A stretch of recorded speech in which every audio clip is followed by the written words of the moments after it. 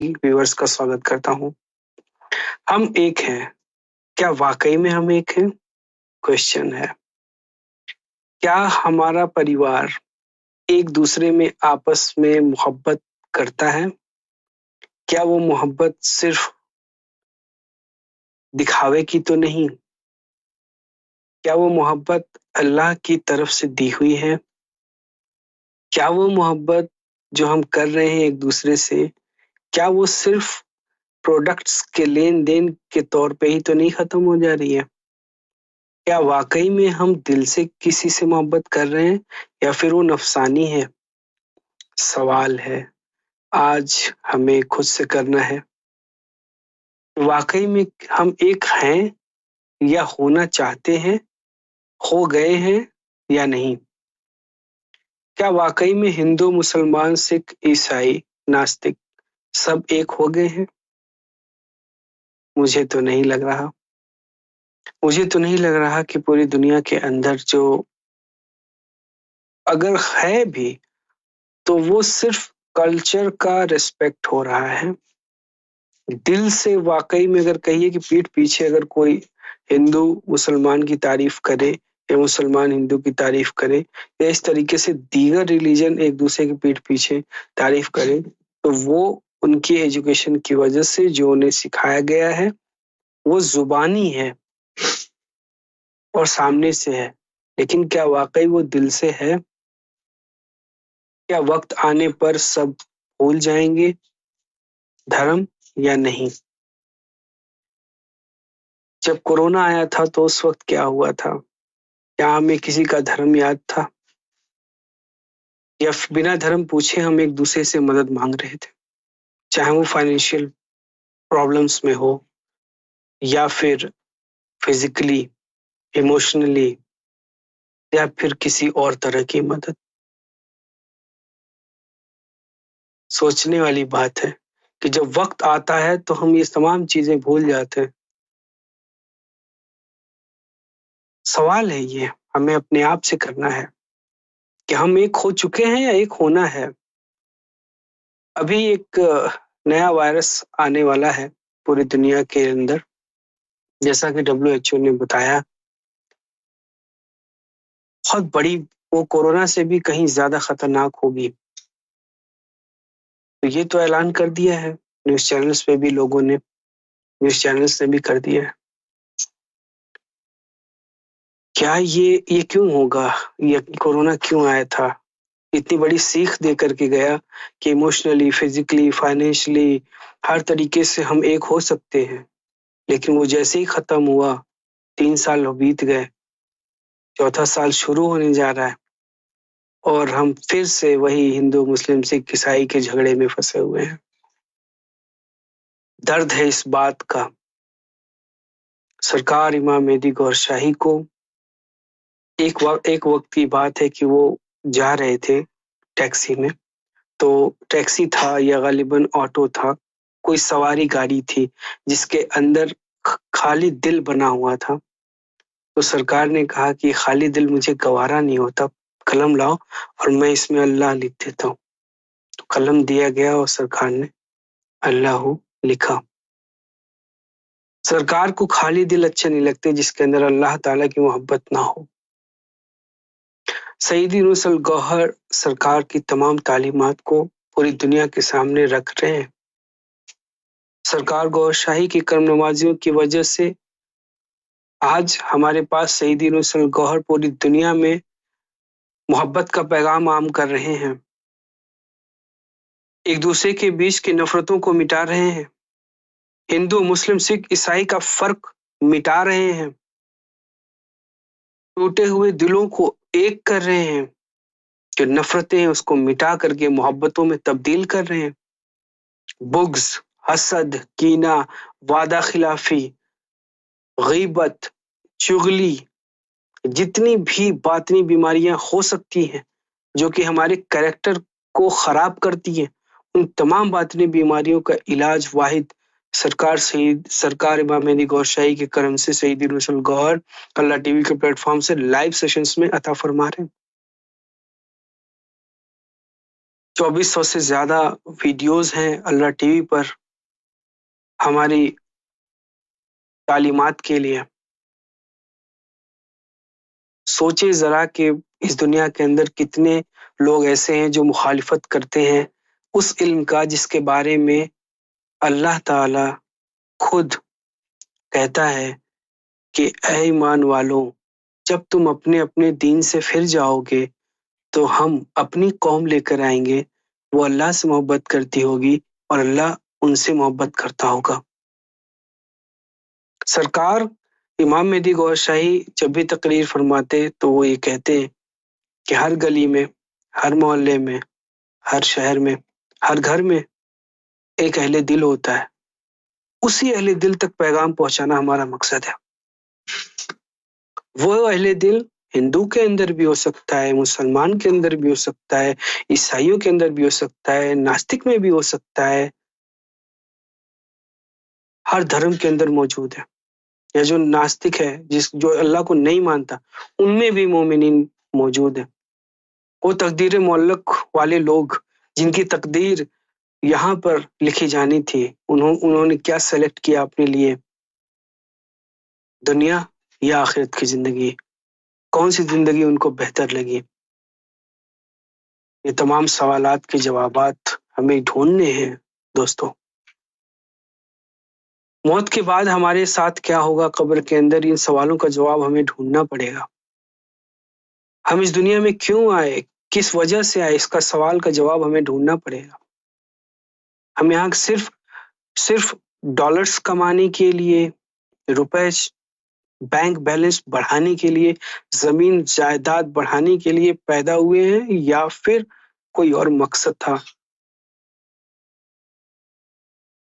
आज के हमारे पैनलिस्ट से चलते हैं, आपकी मुलाकात कराते हैं और बहुत सारे ऐसे ही सवालों का जवाब आज हम उनसे लेंगे और एक टेस्टिमोनियल्स भी आपके सामने मौजूद करेंगे ताकि वो बता सकें कि उनकी जिंदगी में क्या तब्दीलियां आई हैं और उन्होंने उन लोगों की जिंदगी में क्या क्या तब्दीलियां देखी हैं जिन लोगों ने जिक्र कल्ब हासिल किया, चाहे वो चांद से हासिल किया हो, चाहे उनको सरकार इमाम मेहदी गौहर शाही ने जिक्र दिया हो, चाहे सईद यूनुस अल गौहर ने दिया हो, चाहे सईद यूनुस अल गौहर के जो हुक्म है उनके ताबे जितने भी लोगों को सईद यूनुस अल गौहर ने अता फरमाया जिक्र देने का, उन लोगों ने जिक्र दिया हो या फिर ख्वाब में आकर के सरकार ने जिक्र दिया हो या चांद से जिक्र लिया हो, कैसे भी करके, या महफिल में आया हो और ऐसे ही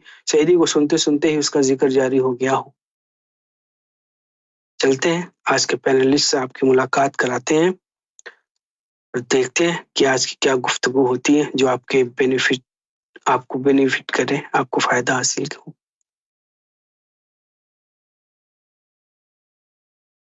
नमस्कार, गौहर शाही मरहबा, अस्सलाम वालेकुम।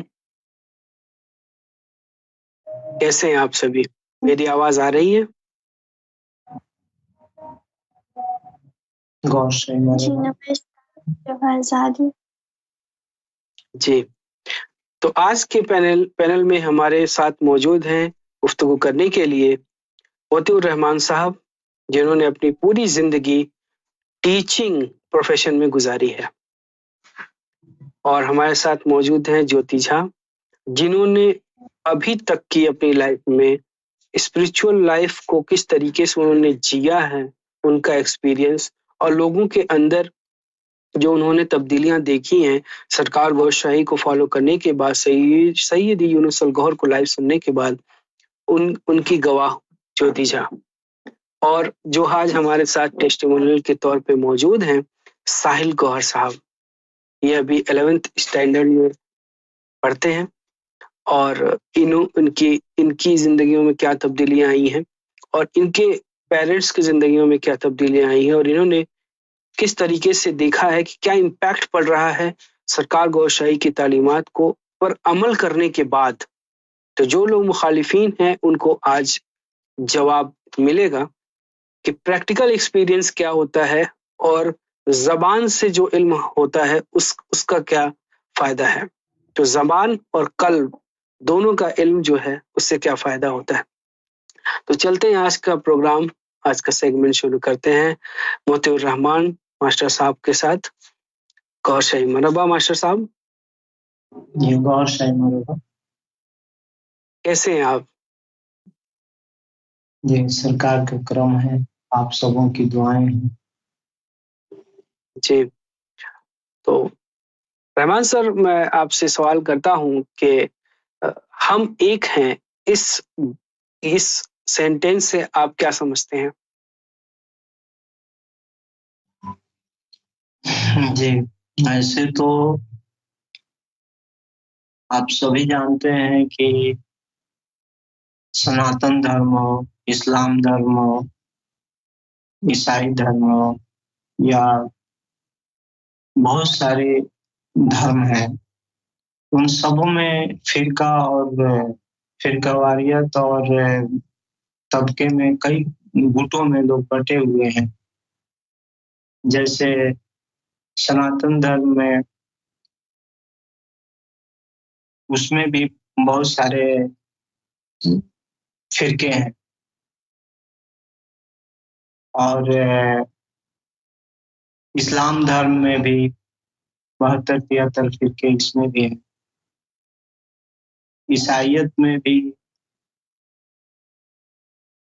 कैथोलिक और प्रोटेस्टेंट वगैरह बहुत सारे फिरके हो गए हैं। एक धर्म में रहकर भी उसमें कई तबके हैं। वो लोग आपस में ही एक दूसरे को नीचा दिखाने की कोशिश कर रहा है और अपने को ऊंचा दिखा रहा है। तो इस तरह से देखा जाए तो पूरी दुनिया वो अपने अपने फिरके में बटी हुई नजर आती है। जबकि हमारे, मैंने बहुत शॉर्ट में कर रहा हूँ उसको, कि हमारे सरकार मेहदी अल इस्लाम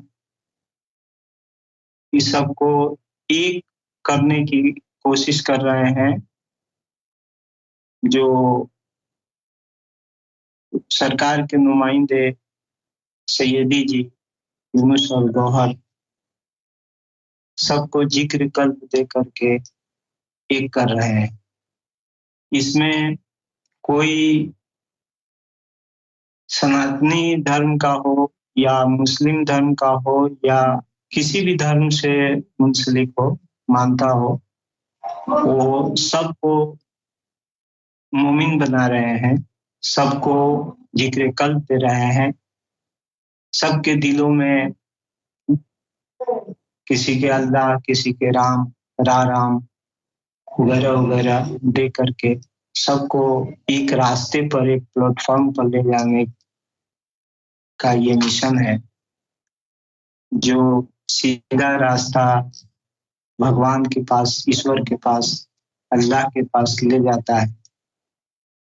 ये चीज बांट रहे और इसमें इसको लेने के बाद हम समझते हैं कि इस पर अगर गामजन हो जाते हैं, इस रास्ते पर अगर सभी चलते हैं तो हम एक हो जाएंगे और एक रास्ता हमारा। जी, अभी इसमें तो हमारे और लोग भी हैं, तो ज्यादा वक्त मैं नहीं लूंगा। शॉर्ट में मैं यही कहूंगा कि उसके लिए एक प्लेटफॉर्म है अल्लाह टीवी, जिसको देखें और अपने अकल से उसको समझें कि इसमें क्या है, हम कहाँ हैं और हम कैसे एक हो जाएंगे या हो रहे हैं। और लोग जो हो रहे हैं उनसे भी बातचीत करके वो जान सकते हैं। जी, जी रहमान सर, बहुत बहुत शुक्रिया।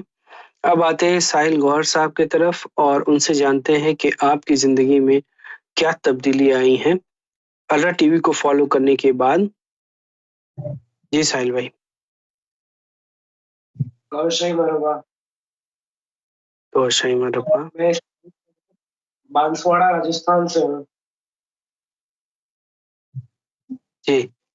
बांसवाड़ा राजस्थान से 2018 के करीब जब फर्स्ट टाइम जिक्र कल्ब लिया था मेरे दादा ने, तो फिर उन्होंने हमें बताया था, सबको, पापा को, मुझे। तो फिर हमने भी सोचा समझा इस बारे में कि ऐसी भी तालीम होती है। उसके बाद में पहले पापा ने जिक्र लिया, उसके बाद उन्हें सरकार रारियाज बादशाह इमाम महदी ख्वाब में आए। मम्मी ने भी जिक्र लिया, सबने, पूरे घर वाले जितने भी है सबने, इवन की बुआ हो गया या फिर उनके बच्चे हो गया, उन्होंने भी जिक्र लिया है। तो तब्दीली देखने को मिली काफी, जैसे कि मुझे खुद में भी बहुत सारी तब्दीली देखने को मिली है। जी। जैसे कि मेरे जो मैं बोल रहा हूँ ना, मेरी टॉकिंग सेंस है, उसमें भी बहुत से, मतलब एक लिमिट से, या फिर एक जो बात करने का तरीका है उसे बेहतर वे मिली है। मतलब किसी से ज्यादा नहीं बोलना, अपना काम हो उतना करना, और बेहतर तरीके से किसी से भी बात करें। और जी। सोशल मीडिया के हवाले से अगर बात की जाए तो बहुत से लोग हैं जिनसे मैंने बात करी है, बहुत से ऐसे यूपी के हैं, बिहार के हैं, जो कि बाहर है, सऊदी अरब में है। ऐसे लोग जिन्होंने बताया है हमें कि मतलब ऐसा हुआ है हमारे साथ, सरकार हमारे ख्वाब में आए हैं,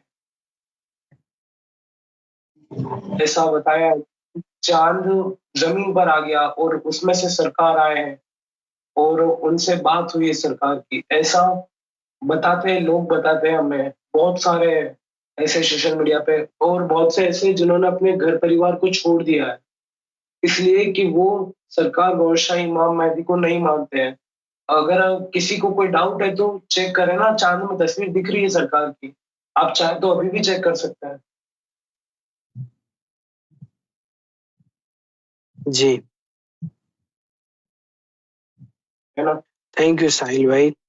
अब आते हैं सिस्टर ज्योति झा की तरफ और उनसे समझने की कोशिश करते हैं कि पूरी दुनिया किस नफरत की आग की भट्टी में झुलस रही है।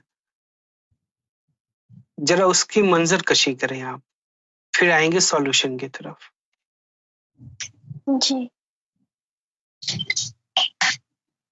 पूरी दुनिया में हम कहीं पर भी देखें तो छोटे से छोटा और बड़े से बड़ा स्थान हो, वहाँ पे नफरत देखने को मिलती है। एक दूसरे से जलन, बुग़्ज़, हसद, ये सब देखने को मिलता है। परिवार, एक छोटा सा परिवार हो या पूरा का पूरा देश हो, वहाँ पर भी ये चीजें देखने को मिलती हैं। जैसे अगर एक परिवार हो तो भाई को भाई से जलन हो जाए, हसद हो जाए, तो वहाँ पे जमीन का जमीन को लेकर नफरत करना, जायदाद को लेकर बुग़्ज़ रखना, हसद रखना, और इस पे परिवार को से रिश्ता तोड़ना। और उसके बाद फिर कंट्री में देखें तो जहाँ एक कंट्री से किसी को अगर हसद हो जाए तो फिर बाकी की कंट्रीज या मिलके या उसको आगे बढ़ने से रोकती हैं।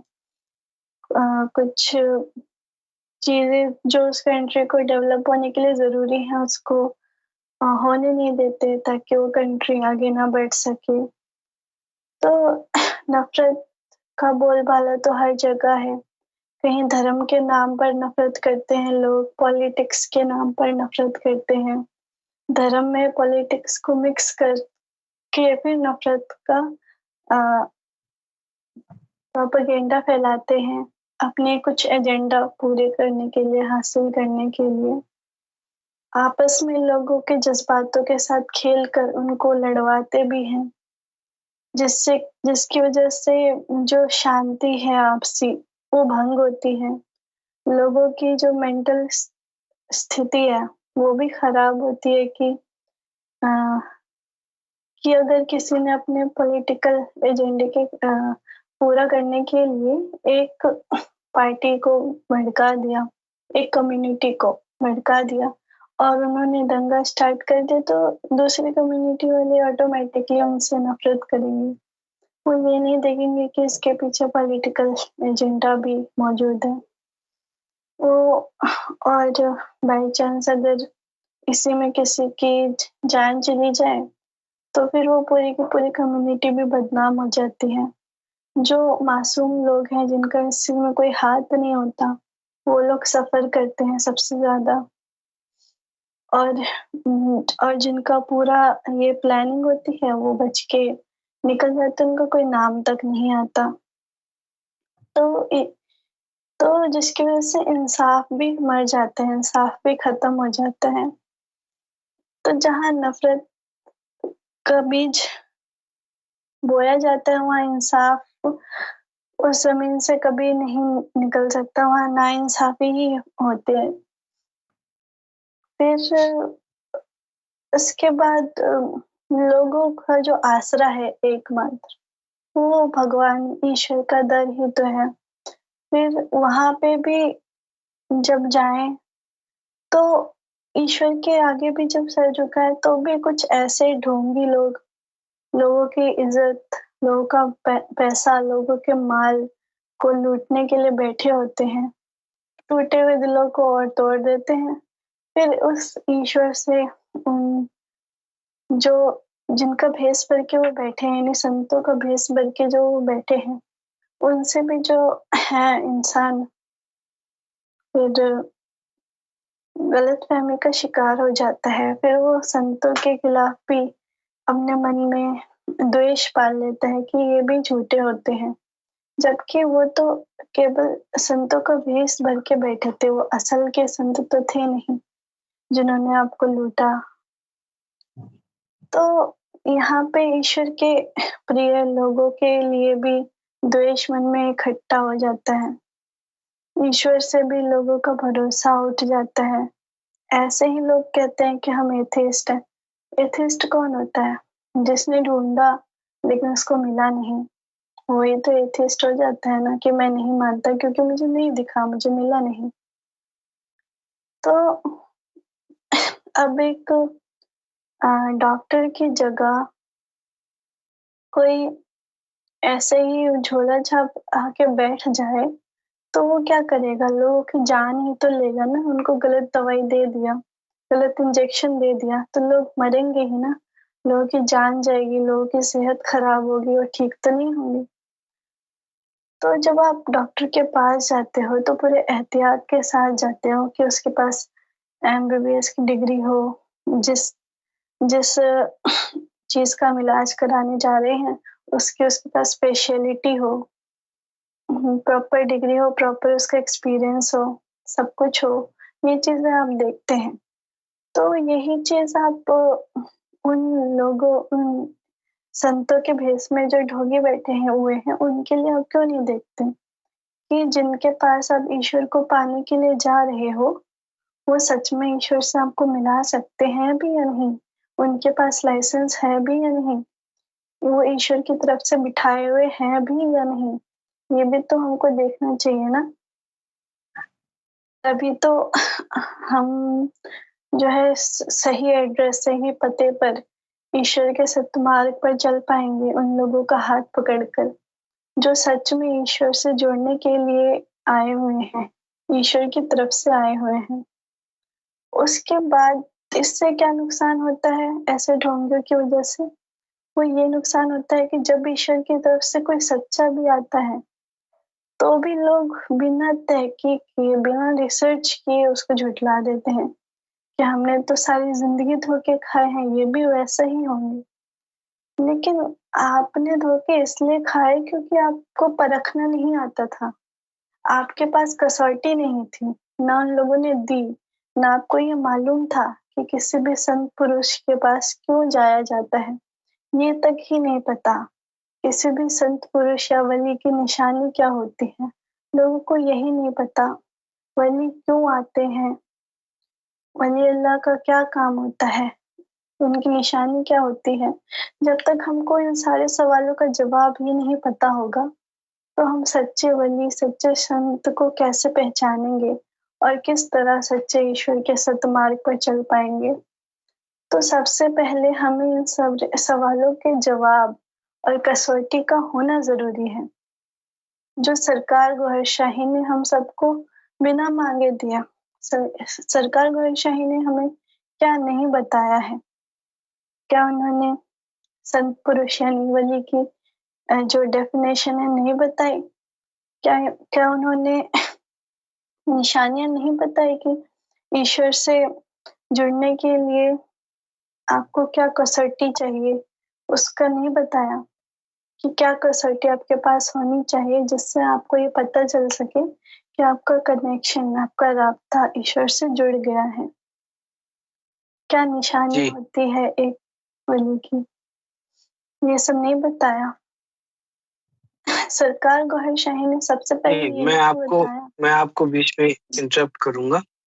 जी मैं आपको बीच में इंटरप्ट करना चाहता हूँ। और ये एक अहम सवाल यहाँ पर ये उठता है, हम आएंगे मोतीउर रहमान साहब की तरफ और उनसे जानने की कोशिश करेंगे कि सरकार गौहर शाही सईदी नूरुल गौहर पूरी दुनिया को क्या अता फरमा रहे हैं। जी, जिक्र लेने से क्या तब्दीली आएंगी जिंदगी में? अभी रहमान सर।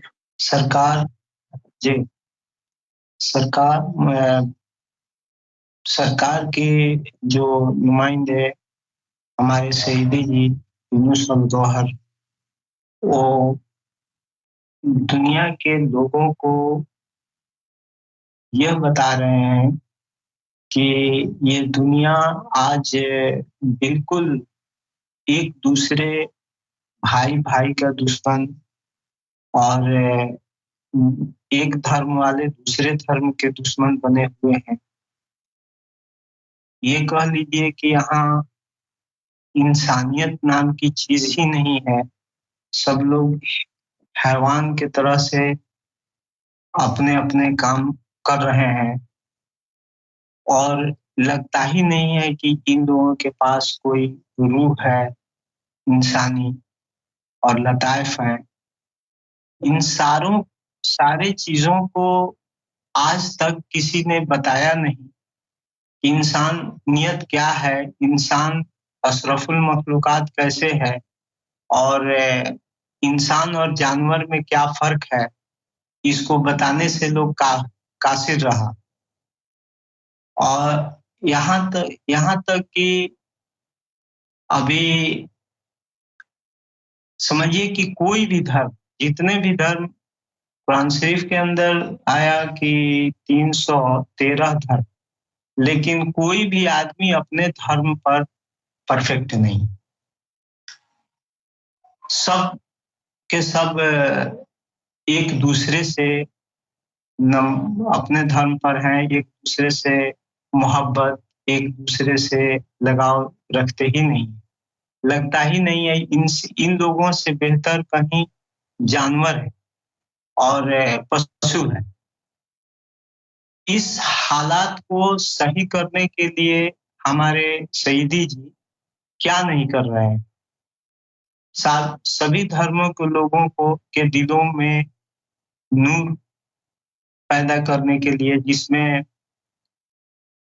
वो अल्लाह, गॉड, ईश्वर, उनका नूर जो है भर रहे हैं, वो काम कर रहे हैं पूरी दुनिया में। कि किसी को जिक्र कल्ब दे करके, कहीं सुमिरन दे करके, राम का जिक्र दे करके, अल्लाह का जिक्र दे करके सभी के दिलों को सैराब कर रहे हैं, सभी को नूर से भरने की कोशिश कर रहे हैं, ताकि एक दूसरे में मिल्लत हो, सब कोई मिलजुल करके रहें और इस दुनिया से नफा, आपसी वैमनस्यपन, दुश्मनी, इस सब को खत्म कर रहे हैं और एक रास्ते पर जो सीधा रास्ता सिरातुल मुस्तकीम कहिए, जो अल्लाह के जानिब गामजन हो जाता है इंसान, उसको बांट रहे हैं और ये बिल्कुल मुफ्त, उसमें एक पैसे का खर्च नहीं है। ये समझिए कि एक प्रसाद की तरह से, शिरनी की तरह से लोगों को बांट रहे हैं। जी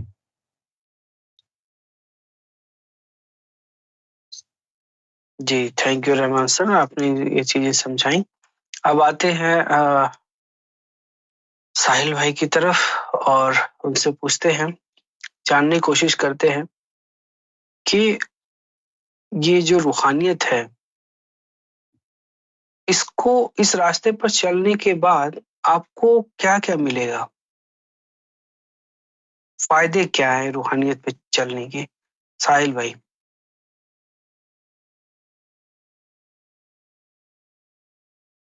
रूहानियत में चलेंगे हम तो हमें फायदे मिलेंगे। क्या क्या फायदे मिलेंगे? रूहानियत रूहानियत कब शुरू होगी? पहली बात तो कि जब मुरीद जो है, मुर्शिद जो है, वो मुरीद को अता करेगा। क्या अता करेगा? जिक्र अता करेगा। तब से उसकी रूहानियत शुरू होगी। तो उसके जो फायदे की बात की जाए तो उसका दिल अल्लाह अल्लाह करेगा, उसका दिल अल्लाह अल्लाह करेगा।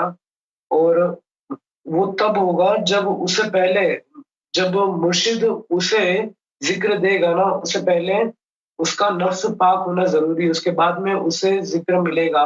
और जब उसको जिक्र मिलेगा तब उसका दिल अल्लाह अल्लाह करेगा, तो उसका जो ताल्लुक है वो अल्लाह से जुड़ेगा।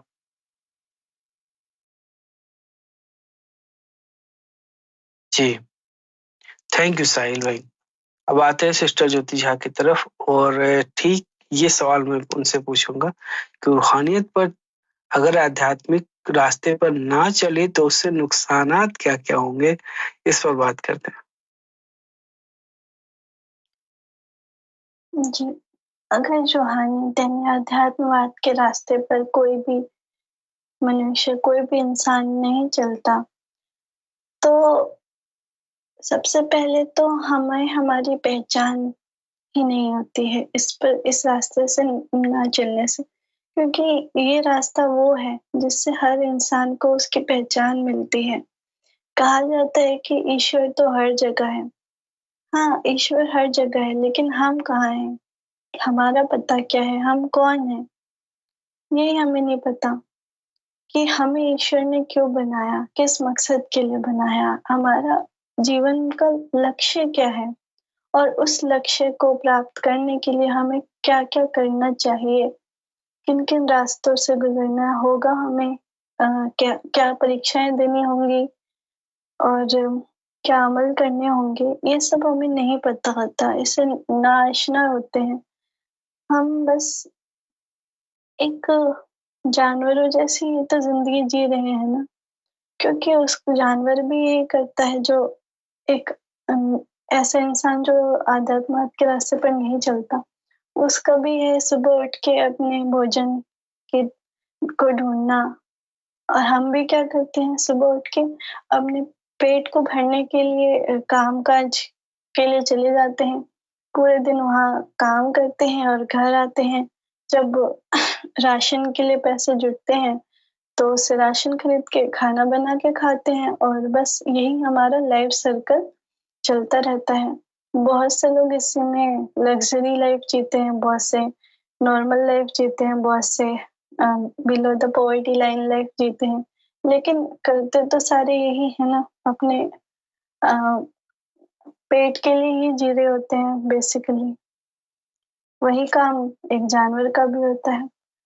तो हमें खुद की पहचान, अपने लक्ष्य की पहचान के लिए कि हमारा मकसद क्या है, ये सब जानने के लिए इस आध्यात्मवाद के रास्ते पर चलना बहुत ज़रूरी है। अगर हम नहीं चलते हैं तो हम खुद को नहीं पहचान सकते, और जिसने खुद को नहीं पहचाना वो अपने खुदा, अपने ईश्वर को कैसे पहचान पाएगा? ईश्वर को कैसे जान पाएगा कि उसका बनाने वाला कौन है, क्यों बनाया है उसने, किस मकसद के लिए बनाया है उसने? ये कभी जान नहीं पाएंगे हम। और फिर इसी तरह जब संसार से चले जाएंगे तो ये यहाँ पे तो हम हमेशा रहने के लिए तो कभी आए ही नहीं थे। ये सब जानते हैं कि एक दिन हर मनुष्य को मरना है। तो अगर मरना ही है तो उस चीज के लिए मेहनत करिए जिस चीज के लिए आप पैदा हुए थे। अगर इस संसार में जीने, कमाने, कुछ इस संसार के लिहाज से कुछ बनने, डॉक्टर, इंजीनियर बनने के लिए अगर आप पैदा हुए थे, तो आपको मौत क्यों आती है? फिर आपको नहीं मौत आनी चाहिए थी ना। अगर आप इंजीनियर, डॉक्टर, लॉयर ये बनने के लिए पैदा हुए होते तो आपको मौत नहीं आनी चाहिए थी। अगर मौत आ रही है इसका मतलब है कि असल मकसद कुछ और है ना, जो मरने के बाद आपको जिसमें खड़ा उतरना होगा, जो आपको इस परीक्षा के लिए जो इस संसार में भेजा है उसका रिजल्ट, उसका परिणाम आपको वहां देखने को मिलेगा। तो सबसे पहले तो इंसान को वहां की तैयारी करनी चाहिए जहाँ के लिए वो आया है, और उसके बाद इस संसार में रहने के लिए जो उसको मीन्स है उसको इकट्ठा करने कर सकता है। दोनों अपनी लाइफ को साथ लेकर चले। फॉर एग्जाम्पल, जब हम दूर कहीं कमाने जाते हैं अपने देश से दूर, दूसरे देश विदेश में, तो वहां पे हम बहुत बड़ा मकान तो नहीं लेते ना, कि चल वहां पे हम बस जरूरत के हिसाब से एक छोटा सा कमरा, ताकि सो सके और कम से कम खर्चा हो, और ताकि ज्यादा से ज्यादा पैसे घर भेज सके, है ना। वहां पे आप लग्जरी रूम तो नहीं ले लेते हो, वहां पे आप जरूरत के हिसाब से लेते हो कि ज्यादा से ज्यादा पैसा बचे ताकि घर भी लौटा सके और घर वापस भी जा सके। तो बस यहाँ पर भी हम वैसे ही आए हैं। हमारा मकसद है क्या कि हम जिस लक्ष्य के लिए बनाए गए हैं उसको पूरा करें, उसको प्राप्त करने की कोशिश करें। उसके लिए जिन जिन मीन्स की जरूरत है, जैसे सतगुरु, उनको ढूंढे, उनको तलाश करें। उसके बाद वो सतगुरु जो रास्ता दिखाए, जो राह बताए, उस रास्ते पर चल के अपनी मंजिल को पा ले। वैसे ही जैसे आप नौकरी करते हैं और आपने एक छोटे से कमरे में गुजारा करते हैं ताकि पैसे बचाए और घर भेज सके, खुद भी घर जा सके, तो वैसे ही यहाँ पर भी ऐसे ही हमको जीना है ताकि हम अपना असली मकसद जो है, अपने आप की पहचान, उसको अचीव कर सकें, ताकि हम जब उस घर में जाएं अपने, तो हम ईश्वर के सामने शर्मिंदा ना होकर कहें कि जो लक्ष्य हमारा था हमने उसको प्राप्त किया। जो कि ईश्वर की ही कृपा से हुआ। जो कि बिल्कुल जी बिल्कुल, थैंक यू। अब आते हैं रहमान सर की तरफ और समझने की कोशिश करते हैं कि सतगुरु यानी जिसे मुर्शिद कहते हैं, कामिल मुर्शिद कहते हैं, ये कामिल मुर्शिद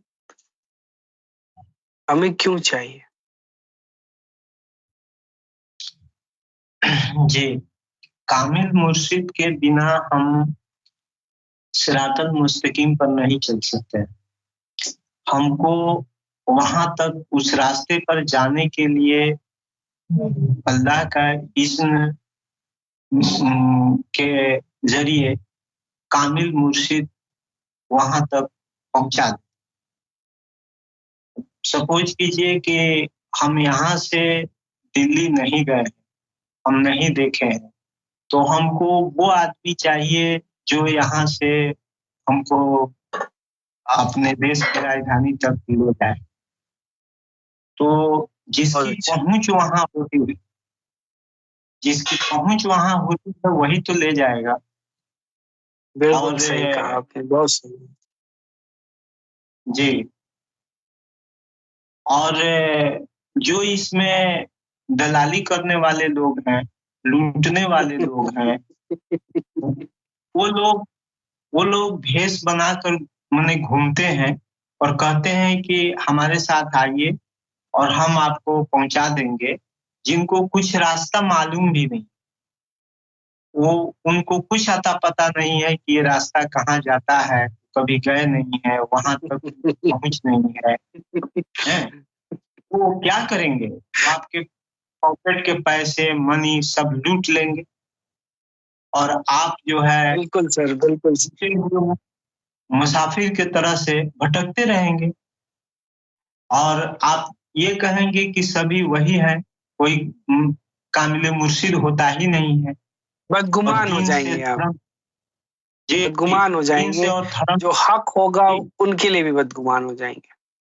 बदगुमान हो जाएंगे, बल्कि वो यहाँ तक कि वो नास्तिक होने के कगार तक चले जाएंगे कि खुदा है ही हाँ, नहीं, ये ईश्वर। भी एक कारण हो सकता है कि वेस्टर्न कंट्रीज में और इंडिया में भी और पाकिस्तान में भी और इंडिया में खास तौर से, क्योंकि हिंदुओं की तादाद ज्यादा है, मुसलमानों की तादाद भी यहाँ पे है, तो एक्स मुस्लिम, एक्स हिंदू, एक्स क्रिश्चियन, इस तरीके से बहुत सारे लोग अपना यूट्यूब पे आ रहे हैं और गुफ्तगू कर रहे हैं, इस तरीके से कह रहे हैं और चैलेंज कर रहे हैं धर्म को, धार्मिक लोगों को। तो उनकी गुफ्तगू भी मैंने सुनी, लेकिन मुझे लगा तर्क से ज्यादा वितर्क वहां पे हो रहा है। और कुछ तर्क जो है दुनिया में, लोग अपने आप को समझते हैं कि वही अक्लमंद है, जबकि अक्लमंद वो होगा जिसके कल्ब में अल्लाह ईश्वर का नूर होगा। कोई संत ऐसा नहीं आया जो जिक्र कल्ब के बारे में न बताए, हृदय के बारे में बात ना किया हो।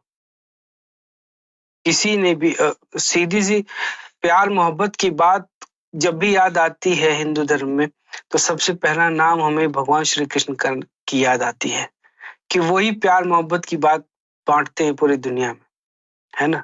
और जब रक्षा करने की बात आती है तो रक्षा करने के लिए उन्होंने अस्त्र शस्त्र भी, उनमें से कुछ चीजों का भी उपयोग करने की जब जरूरत पड़ेगी तो उन्होंने करा भी।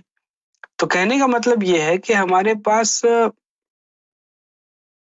इस दुनिया में जितने भी नबी आए, रसूल आए, जितने भी संत आए, महात्मा लोग आए, महापुरुष लोग आए हैं, उन लोगों ने हमेशा हृदय की बात जरूर की है। ये बात नोटिस करेंगे आप जब उनकी बायोग्राफी पढ़ेंगे, जब उनकी तालीमात पढ़ेंगे, तो आपको जरूर पता चलेगा कि वो दिल की बात कर रहे हैं।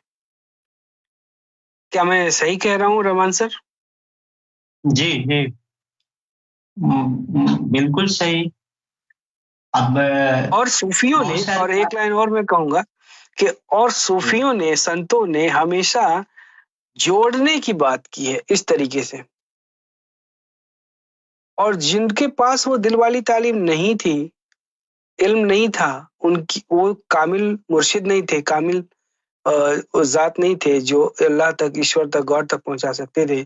उन लोगों के अंदर जब वो ईश्वर का नूर, ईश्वर की ज्योति जब है ही नहीं, तो उनकी जुबान से जो निकलेगा तो वो तो फितना ही बनेगा।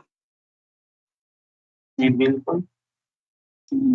वही किसी ने कह दिया, पोथी पढ़ पढ़ जगमुआ पंडित भयानक कोई, ढाई आखर प्रेम का, वह क्या बात है, ढाई आखर प्रेम का पढ़े इस पंडित।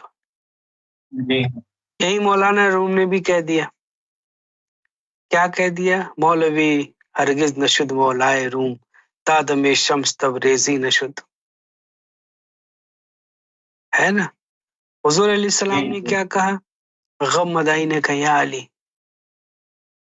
अली अपनी आंखें बंद कर और सुन अपने कल्ब में आवाज ला इलाहा इल्लल्लाह की। तो सुनाई दिया उन्हें। अबू हुरैरा से जब पूछा गया तो उन्होंने क्या कहा? मुझे दो इल्मता हुए हुजूर अलैहिस्सलाम से, एक वो जो तुम्हें बता रहा हूँ, दूसरी वो है अगर बताऊंगा तो मुझे कत्ल कर दोगे। आज पूरी दुनिया में जब सरकार इमाम मेहदी गौर शाही पूरी दुनिया में ये मोहब्बत की तालीम दे रहे हैं, सईद यूनुस अल गौहर पूरी दुनिया में ट्रैवल कर रहे हैं और लोगों को जिक्र कल्ब दे रहे हैं, अल्लाह टीवी पर आते हैं लाइव, लोगों के सवालों के जवाब देते हैं, लोगों को नफूस को पाक करते हैं, तो लोगों को बुरा लग रहा है। हर दौर में कोई न कोई एक जात होती है जो ईश्वर की तरफ से अपॉइंटेड होती है पूरी दुनिया की रहबरी के लिए, पूरी दुनिया की रूहानियत की रहबरी के लिए। कि आपको जिस चीज के लिए दुनिया में भेजा गया है वो ही अमल अब आपको करने के लिए वो एक जात जो कामिल जात है वो आपके बीच मौजूद है। आपको उनसे रहनुमाई लेनी है, ना कि मुखालफत करनी है। जिनसे आपको सोना हीरा जवाहरात मिल सकता था, आप उनके पास बैठ करके पत्थर कैसे रह सकते हैं? पॉसिबल ही नहीं है ना? तो जी अल्लाह टीवी इस दुनिया में, जैसा कि भाई ने बताया कि जिक्र कल्ब मिल रहा है, और साहिल भाई ने बताया कि उनके दादाजी हैं, उनको जिक्र कल्ब मिला, और उनके बहुत सारे ऐसे जानने वाले लोग हैं जिनको जिक्र कल्ब मिला, उनकी जिंदगियों में जो तब्दीलियां आई हैं वो तब्दीलियां जिक्र कल्ब से मुमकिन है, सरकार इमाम मेहदी गौहर शाही के फैज़ करम से हासिल हो रही है लोगों को। जो बातें मैं कह रहा हूँ इसकी तस्दीक करते हैं साहिल भाई? जी बिल्कुल। जी, कुछ कहना चाहेंगे आप? और मेरा एक क्वेश्चन है। जी, पूछ सकते हैं आप। मेरा क्वेश्चन टॉपिक से हट गया है, लेकिन तो आप अल्ट्रा टीवी पे सईदी यूनुस अल गौहर से लाइव आप पूछ लीजिएगा, ठीक है? क्वेश्चन चले मैं बाद में बात करते हैं सर। हाँ, आप सईदी से पूछिएगा, क्योंकि रूहानियत पर सईदी से ही सवाल करना है। हम लोग जो है रूहानियत पर जवाब देने के काबिल नहीं। हम ये वही क्वेश्चन जवाब दे सकते हैं जो सईदी ने बयान कर दिया है या सरकार ने बयान कर दिया है, और उसमें भी वो जवाब जिसकी रूहानियत जितनी है उसी लेवल पे बात करे तो बेहतर होगा, क्योंकि उसका फैज वो नहीं दे सकता। इसलिए साहिल भाई मैं आपको रिकमेंड करूंगा कि आप सईदी से सवाल करें, क्योंकि वहां पे स्वामी जी भी मौजूद होते हैं। तो आप हिंदू धर्म से रिलेटेड सवाल हो तो भी आप पूछ सकते हैं, सईदी भी वहां मौजूद है। और किसी भी धर्म से रिलेटेड मौजूद हो, सईदी वहां मौजूद है और साथ में वो लोग भी हैं, ठीक है? तो वो बेहतर रहेगा, क्योंकि जवाब तो देने को दे सकता है, लेकिन अटकल पच्चू से जवाब देने से क्या फायदा, जबकि हमारे पास रहबरी के लिए यही तो कह रहे हैं हम। जबकि रहबरी के लिए सईदी खुद हमारे बीच मौजूद है, तो हम किसी और से सवाल क्यों करें इसका? बेशक हम एक हैं कैसे कि वो जो जात अल्लाह ताला ने मबूस फरमाई सरकार इमाम मेहदी गौहर शाही, और वो सरकार इमाम मेहदी गौहर शाही ने अपॉइंट किया है सईदी यूनुस अल गौहर को, जो कि एकमात्र नुमाइंदे हैं पूरी दुनिया में, the one and only Saeedi Yunus Al Gohar. तो उनसे हमें सवाल करना है, ना कि आपस में, ठीक है? जी ये बेहतर रहेगा। तो आज का प्रोग्राम यहीं पर इख्तिताम होता है, और जो हमने सीखा आज, हमारे व्यूअर्स ने जो सीखा आज की गुफ्तगू से, वो जरूर कैरी फॉरवर्ड करेंगे। और कोई भी सवाल अगर आपके जहन में आया हो तो आपके पास कमेंट बॉक्स में नंबर्स दिए गए हैं। अल्ट्रा टीवी पर कुछ नंबर्स रन कर रहे हैं, वहां पे आप कांटेक्ट कर सकते हैं, और फेसबुक मैसेंजर पे भी आप पूछ सकते हैं, कमेंट बॉक्स में उसका लिंक दिया गया है। इस तरीके से आप अपने रूहानियत से रिलेटेड जो भी सवाल हो आप पूछ सकते हैं। उसके लिए सईदी यूनुस अल गौहर लाइव सेशंस में आपके सवालों के जवाब दे देंगे। हाँ, कुछ देर अगर हो जाए, आपको 1-2 दिन 3 दिन अगर आपको वेट करना पड़ जाए, तो आप घबराइएगा नहीं, क्योंकि सवाल पूरी दुनिया से आते हैं, और 800 करोड़ की जनसंख्या में से 11 लाख लोग सईदी को सुन रहे हैं। तो सोचिए कितने सवाल होंगे। तो अगर थोड़ा सा वक्त अगर आपको लग जाता है, 2 दिन 4 दिन 5 दिन, तो आप थोड़ा वेट करेंगे। सब्र करने के लिए आपको ईश्वर मदद करे।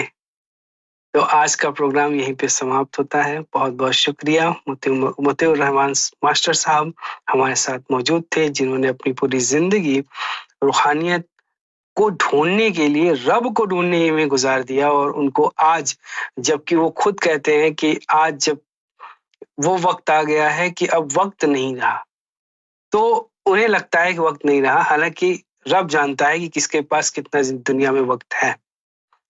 तो वो कह रहे हैं कि हमारा ये वक्त आ गया, हम बुढ़ापे को पहुंच गए, रिटायर हो गए, लेकिन हमको इस वक्त जा करके रब मिला है। तो किसकी किस्मत में कब मिलेगा, अभी आपके सामने देखिए। 11th स्टैंडर्ड में पढ़ने वाला बच्चा साहिल गौहर आपके सामने मौजूद है। ज्योति झा जो कि 22-23 साल की लड़की है, और मैं 32 साल का हूं, और मोतीउर रहमान साहब लगभग 65 प्लस होंगे। कितने होंगे रहमान साहब? 71। 71। आप देख सकते हैं कि ये तमाम तबके एज के लोग सरकार सईदी यूनुस सरकार गौहर शाही से फैजाब हो रहे हैं और सईदी यूनुस गौहर को लाइव सुन रहे हैं, जिसके जरिए से तमाम इंसानियत को फायदा हो रहा है। कोई तबका ऐसा नहीं बचा जिस तबके में रूहानियत ना हो। बहुत बहुत शुक्रिया, धन्यवाद।